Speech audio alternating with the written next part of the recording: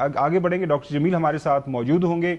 Doctor Jameel से हम जानेंगे अब ये जो ईरान इसराइल जंग है, अब देख रहे हैं कि प्रेसिडेंट ट्रम्प जो है वो थोड़े से फ्रस्ट्रेट लग रहे हैं। कभी कहते हैं हम जंग जीत चुके हैं, कभी कहते हैं जंग जो है अब किसी भी मौके के ऊपर बंद हो सकती है। सवाल किया जाता है कब बंद होगी, तो फिर वो कहते हैं कि मैं बताऊंगा, कुछ मकासद है अभी वो हासिल करने हैं। वो कौन से मकासद है, तो डॉक्टर जमील साहब से जानते हैं। डॉक्टर साहब, प्रेसिडेंट ट्रम्प सोच क्या रहा है? मतलब रात की उनकी प्रेस टॉक जो सुनी है, वो ऐसा होता है ना कि काइट फ्लाइंग कर रहे हैं, कोई अनक्लियर हैं, कोई समझ नहीं आ रही कि जंग जो है, पिछली जंग पिछले साल हुई थी 12 दिन के बाद उन्होंने बंद कर दी थी। अब उनके पास पैट्रियट्स मिसाइल की कमी हो गई है सुने हैं, उसमें बाकी जो इंटरसेप्टर्स हैं उसकी कमी हो रही है।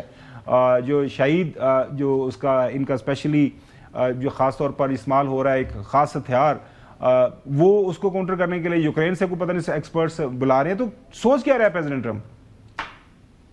बड़ी सख्त कंफ्यूजन जहन में मची होगी प्रेसिडेंट ट्रम्प के। उसकी वजह बता देता हूं मैं।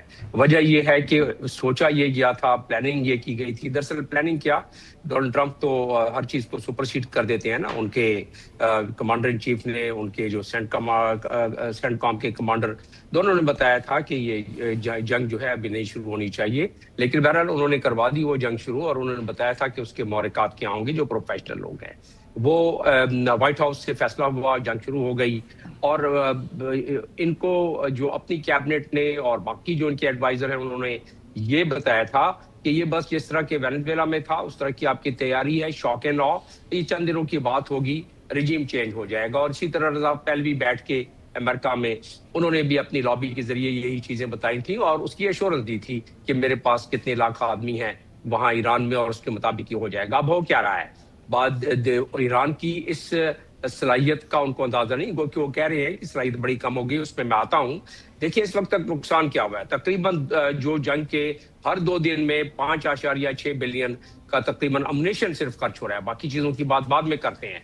और फिर ईरान ने उनकी जो कतर में अलुदैद पे जो रडार सबसे कीमती था उनका, उसको डिस्ट्रॉय कर दिया। और उसका उस रडार का मकसद क्या था? उस रडार का मकसद ये था कि वो अर्ली वार्निंग देता था और उसके जरिए जो इंटरसेप्टर हैं वो इंटरसेप्ट करते थे।